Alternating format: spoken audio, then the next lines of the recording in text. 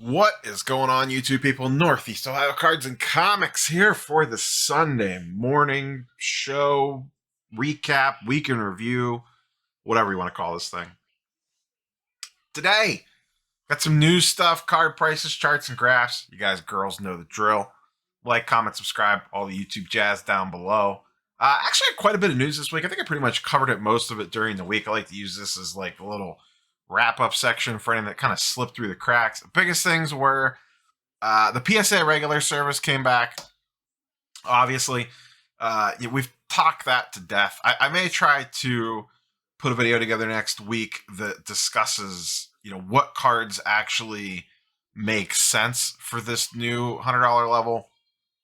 I talked about it briefly in the announcement video when the news initially came out, but I like to pull up specific examples and show the math and all that stuff. So maybe we'll put that on the old docket. The other big thing, which just happened right a couple hours prior to recording this video, the Zion news that came out. I did a video on it late last night, or late yesterday afternoon, rather. We'll see what ends up happening. It's not great. It's not great for him. It's not great for the Pelicans. It's not great for his cards. It's not great for the general health of the market. Whether you like him or not, Zion brought a lot of energy to the card market last year. He was hyped to death. Part of that, along with a bunch of other things, were a big reason for a lot of the chase last year, especially on the wax side of things. So we'll see what happens with that. Hopefully he can make a full recovery and come back this season like I talked about last night. I just don't know if I see the Pelicans rushing him back, both from a Zion standpoint and a lottery ball standpoint. So we'll see what happens. We'll see where his card prices go from here. We'll talk about him very briefly as we kind of move through things here. I didn't pull as many cards as normal. We'll try to keep this one quick. I always say that. Never happens, but you never know. So I had a local show yesterday, Canton show. I did not have a lot of time. I had some Christmas shenanigans to do yesterday late morning. I ran out there just real quick, made one quick loop, talked to a couple people, and then had to get out of there. So I did not make any pickups. Nothing much really caught my eye, but to be honest, I was in and out of there so fast. I had like 35 to 40 minutes, and that was it. So it was an in and out type thing. And then that's probably it for shows for me the rest of the year. I mean, that sounds like a bold statement, but with basically losing 2 weekends to Christmas and New Year's for show weekends, I don't know that I really have much else going on for shows. So we'll see where that goes. Personally, I'll kind of just talk about this here. The last card that I bought was a Ja Choice PSA 10, and that was like a month and a half ago. Now, part of that has been the market's been on a downswing, obviously. I haven't really seen a lot of great opportunities. I've been patiently waiting. The biggest part of that, honestly, which I've talked about this before, is I bought the Hulk 181. It cost me a lot of money and wiped out pretty much my entire fake money pile. So we are still in rebuilding the fake money pile. I have sold some stuff like the Luka Premier. I sold some base Darius Garlands the other day at the show last weekend for like 50, $60. Nothing crazy, but I'm slowly beginning to rebuild that fun money pile. I have my eyes on some things, more PC slash upside guys. Looking at some young Cavaliers.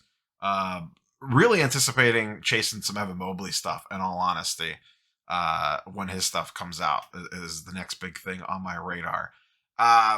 We'll talk about some player-specific stuff here in a couple minutes on some charts, but I think that's it for just kind of odds and ends of stuff. So let's go ahead and dive into charts and graphs, market movers, affiliate link down below, discount code down below, all that jazz. First up, Mac Jones. Yes, the Mac Jones base Donruss PSA 10. What a lovely ride this card's been on. I did the video on this about a week or two ago when there was all those $2,000 and $3,000 sales.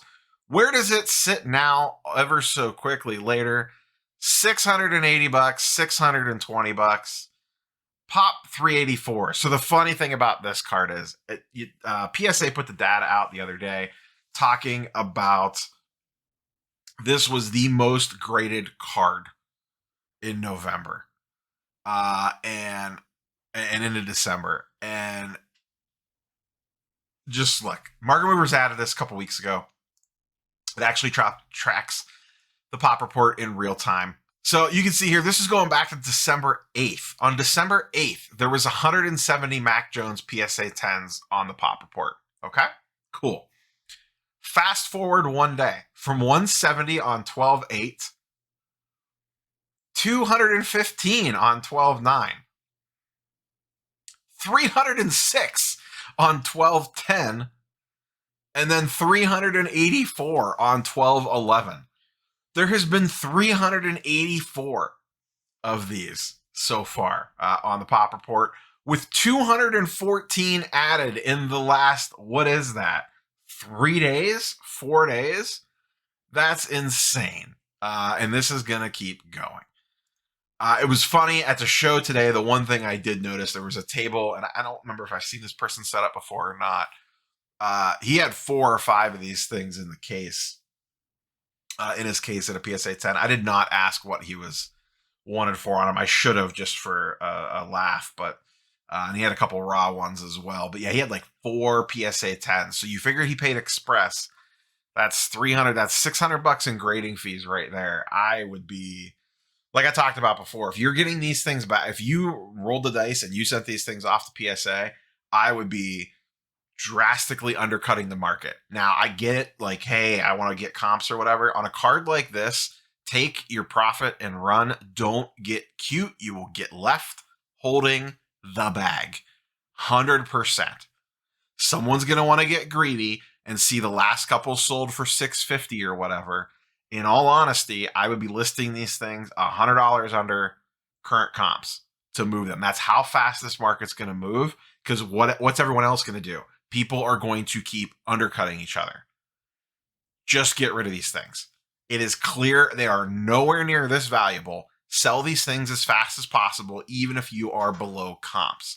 Because what's going to happen is you're going to get greedy. You're going to want to get the full $650 for it. You're going to miss the window. The next couple are going to sell for $600.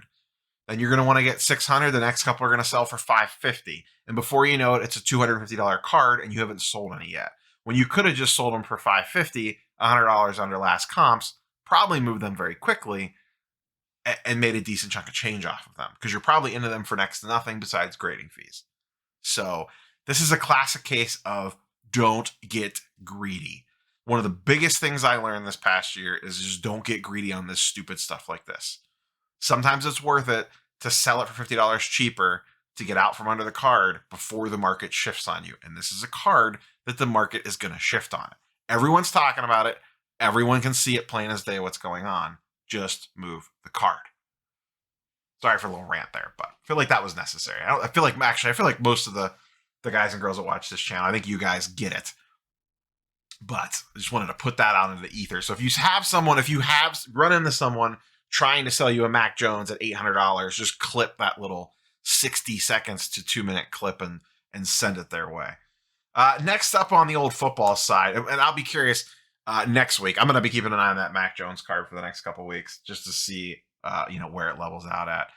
Mahomes stuff, once again, I went just a 7-day chart on this because this stuff's slightly creeping up again. We talked about it last week. Slightly creeping up. Not going crazy. They keep winning. He keeps playing okay. They're like this weird defensive running team now all of a sudden.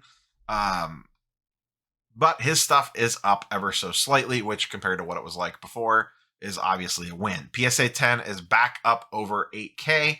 And PSA 9 is at 1,400, 4% up and 7% up on the old Mahomes. I have a feeling this is going to keep doing this unless they go on a big skid again.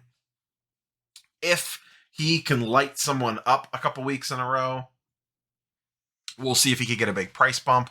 But I think we see slow and steady increases until the playoffs come. And then it'll just be a matter of how far and how deep can they possibly go in the playoffs. Also in football, someone not playing so well, Josh Allen. Most of his market's down. This one dropped a lot, so I just happened to pull this one. Contenders rookie ticket auto. Not having a good chunk of change. I went 30 days here just to kind of show a better picture. These don't sell super often, but you can see on 12/4, one sold for $5K. The most recent one sold for 4,100, almost 4,200. And that back in mid-November was going for 5.5K. So over the last 30 days, this card is down 24% for almost $1,400. Allen, to me, other than Baker, has probably been one of the most disappointing players of the season. Baker probably more so, but Allen, given what was hoisted onto him in the preseason, not looking great. It's kind of funny. So I remember at the National, the three players that a lot of people were looking for were Lamar, Allen, and Baker. Lamar has played well the first half of the season. He has not looked good the last couple weeks. I did not check in on him today to see what his prices are doing. They've been winning, but boy, do they look ugly doing it. They had that weird loss against the Steelers. See what they do against the Browns today. Go Browns, by the way. Big game today for the Browns and Baker. Josh Allen, once again, they've been winning, but he just does not look great. I had him in fantasy in Dakota's league, Sports Cards Anonymous. Been a dumpster fire this year for me. I expected huge numbers out of him. He had a massive year last year. Massive disappointment this year, in my opinion. So that's it for football. Football, once again, continues to be in a weird place. I believe we will start to see some separation on the teams that clearly look like they're heading into the playoffs. The problem with football right now is that is not clear cut. Besides the Cardinals and Kyler Murray, it's really messy out there. There is so many teams kind of stuck in limbo. I just don't think people know who's going, who's not, other than Mac Jones and his 3 passes. Switching gears, baseball. We're going to talk very loosely about baseball. So what I did here, I did price movements by cards, baseball, PSA 10, rookie card only, and we're looking at the entire list. And I just sorted it by number of sales. I was just genuinely curious, what does the baseball market look like since we are in lockout mode now? That started last week. The owners locked out the players. Everything's frozen. We had a flurry of transactions. What's the market looking like? Actually, not terrible. There's just as much green as there is red if I just kind of scroll through here. Once again, this is just listed by number of sales. So it's not most card up, most card down. I like to do this just to kind of get a general vibe for what's moving. Soto base tops, the one that there's a billion of, there's 20,000 of these on the pop report. Slightly up. Lubob Chrome, slightly down. Not much.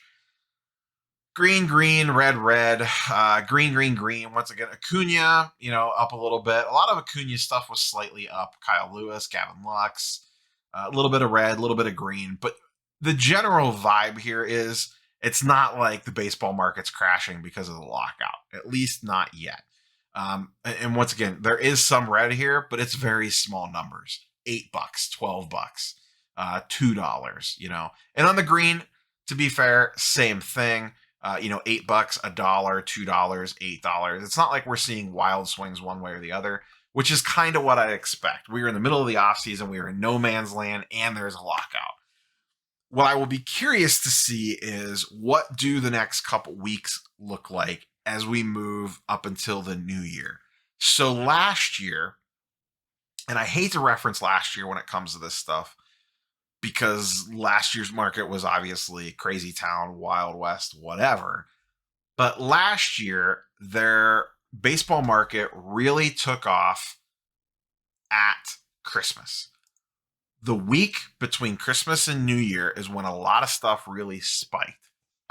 Personally, I think we could see baseball stuff increase during that time. It's not going to go up like it did last year. You got to remember, last year in the lead up to baseball is when the entire market went wonky, and that's just not going to happen this year. But I do expect a rise in baseball.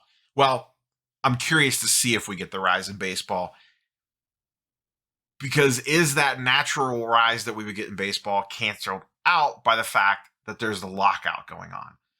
Now, what I don't know is, do people care about the lockout at this point? Because I think most people believe they're not going to miss games. And we really won't know how it's looking until we get more into January and February, when we start getting closer and closer to spring training, pitchers and catchers reporting, all that stuff. We're about probably a month and a half away from any of that stuff. I think pitchers and catchers usually report around Valentine's Day, maybe a little earlier than that. if there's a delay in that, then maybe the negative press forces the prices down. I'm just very curious to see what baseball does the next couple months. Do we start seeing the rise or does it stay flat? I'm still watching a bunch of baseball auctions, though I am probably going to shift off of that soon. We'll see. Once again, if I can get deals on stuff, I'll pounce. I still have a list of players I'm going after, and I do think there's a lot of undervalued people out there, especially some of the younger guys that aren't like your Sotos, your Acuñas, your Vlads, Otanis, like the guys the next tier down. I think there's a lot of value to be had there. A lot of the stuff we talk about this in baseball and football or basketball and football all the time. A lot of the players have a ton of stuff baked into their prices already. Go the next tier down where there's not as much baked in. You give yourself a little bit of a higher floor because the stuff's cheaper. It doesn't have as far to fall, but it also has tremendous upside because if they hit, their stuff could shoot way up. That's what we saw last year with Vlad, for example. So I have a list of guys that I'm looking at. Lou Bob's on there, Bo Bichette's on there, Devers is on there. Like that tier guys, I think is the one that I'm shifting my focus into now, away from the Sotos, the Acuñas, those sorts of guys, Tatis, because the prices are so high, they just have a lot further to fall. I'd rather go to guys in that $100 to $150 refractor range. Because one, it's not that expensive. If it goes to the toilet, it doesn't hurt as much, but it has a higher upside, assuming baseball plays. Once again, there's definitely some risk with jumping into the baseball market. Let's close out with some basketball here really quick. Zion, once again, I had this pulled up prior to the news coming out. I was researching this morning, have all my tabs up and running. His silver prism in the last 14 days is down 18%. It doesn't really matter, honestly. We'll see if it changes. I posted this one in the community tab, and I will post this in the description down below or maybe pin the comment or something. This is the next auction that I could find ending. I always like to look for auctions just because, I think it gives a better representation of bins, especially when there's news like this about. So this is a Silver Prism PSA 10. This ends Sunday night, 8 p.m. Eastern Standard Time. Has 22 hours on it at time of recording. So I'll link to this. This is the one that I'm going to be keeping my eyes on. I think there's actually a couple that end tomorrow. But these are the ones I'm going to be keeping my eyes on to see if the recent Zion news is going to have a massive effect, or are we already at the bottom of the Zion market at around $2,300 for his silver prism. Personally, I think it's going to go lower. I kind of spec'd on that last night. I think it gets under 2K most likely. We'll see. Once again, he's not officially done for the year, but I feel pretty safe walking out on that branch. We're not going to see him for a while. If we see him this year. So moving along in basketball, a couple other things I wanted to look at. I was curious just to kind of take a peek in on Trey and Luka as well, just to kind of see what's going on with them. This is Trey's silver and his optic hollow. I went back 30 days on this, more so because that's where I could get two sales to line up on. I like to try to find a date where both cards sold on the same day, and his PSA 10 optic is pretty low pop at 165. The silver is much higher at 2145. Both are basically down the same. The optic's down 14%. The silver's down 12%. I was curious to see if one was outpacing another one, but they're kind of moving in tandem with each other, which is kind of what you typically see. I still think if I was going for Trey, if I was buying a Trey dip, and I have both these cards. I don't have a PSA 10 silver. I still have two PSA 9s. Those are getting pretty cheap right now as well. I think those are down to like $200. I traded one away. I still have two left. The optic, to me, if you could get one on an auction or something ending, that's the one that I would most likely be looking for, just because that population is so much lower, and I still believe in the optic hollows, especially in the long term. And the Hawks are starting to play a lot better. So next up, Luka, same exact chart, a little bit different time frame. Once again, I like to try to start and end these charts. Well, I end them on the most recent date, but I like to start the charts when both cards sold on the same day. Luka Optic Hollow Pop is much higher than the Trays, which I find interesting. It's 100 more cards on the population report on Luka's. It's always been kind of a weird oddity. It's always been that way. But same concept here over the last almost 30 days. Basically the same data. Optic Hollow's down 18%. Silver Prism's down 15%. Once again, almost identical. The Luka buzz lately has not been great with the weight news coming out. They've been playing okay. That team desperately needs another player, and I just don't know how they get it. That's the problem. Porzingis is Porzingis. I just don't know that anyone is going to really want him. So I just feel like they're roster locked, if that makes sense. So we'll see what they can end up doing, but I just don't think they could do much. That team's kind of is what it is until they get to the summer. Last but not least, I just wanted to take a quick glance at this. Doing the research for the video, this popped up as one of the cards down the most. Kobe Bryant Topps Chrome. Obviously, bad picture here. This has the greening on it clearly. But this card has not done super hot lately. I went back 14 days on this. In the last 14 days, this is down 16%. 16% doesn't sound like a lot, but it's $2,000 on this card. This card was at a little over 12.5K. It's now down to 10.5. Almost down 2K, or a little over 2K exactly. Quite a big hit on the old Kobe. And once again, this is on the Topps Chrome, not the paper. I think I talked about the paper on last week's video.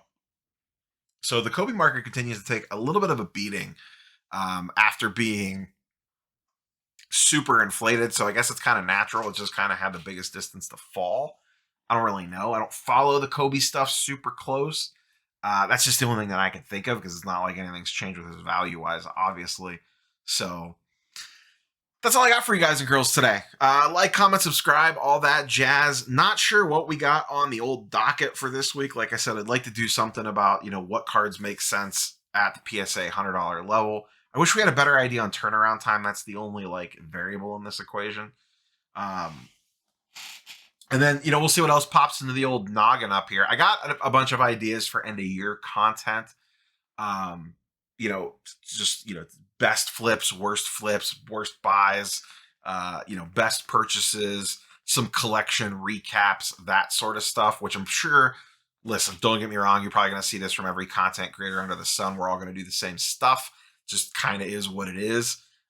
But that's kind of what I got brewing here to kind of close out the old month of December and the old 2021 as we move into 2022. I'm trying to think if I have anything else fun on the horizon. I'm still trying to find a box of Marvel stuff to rip. If anyone has Marvel sealed wax they are looking to move, slide into my DMs, IG or Twitter. They're in the description down below. Get at me. The only thing I'm not looking for is Marvel Universe boxes. I have a Series 1 box already. I have a Series 2 box already. And I have Jim Lee X-Men boxes already. I would be interested in a Marvel Series 3. And I'd probably listen on just about anything else. So if anyone has Marvel sealed wax, I'm just looking for a box or two. Just something to rip on the channel. Just let me know. I'll pay market price for. I'm not looking to get a deal or anything. Look at whatever it's going for on eBay comps and then, work something that's beneficial to both of us. So, that's all I got for you guys and girls. Like, comment, sub, catch you on the next one. Peace. Go Browns.